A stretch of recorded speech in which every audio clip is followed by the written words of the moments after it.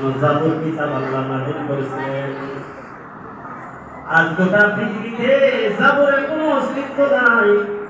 ইনজিল কিতাব আল্লাহ নাযিল করেছিল, কিন্তু ইনজিলের কোনো অস্তিত্ব নাই। আল্লাহ তাআলা যতগুলো কিতাব নাযিল করেছিলেন, একটা কিতাব পৃথিবীতে তাদের উম্মত অস্তিত্ব রাখে নাই। জাবুর কিতাবের অনুসারীরা তারা আলোক বদল করেছেন, নিজ থেকে কিছু আয়াত লিখেছেন, আবার মন গড়া কিছু আয়াত বানাইছেন, কাটছাট করছেন। এমন করে তাদের কিতাবগুলো দুনিয়ার থেকে তারা বিদায় করে দিয়েছে।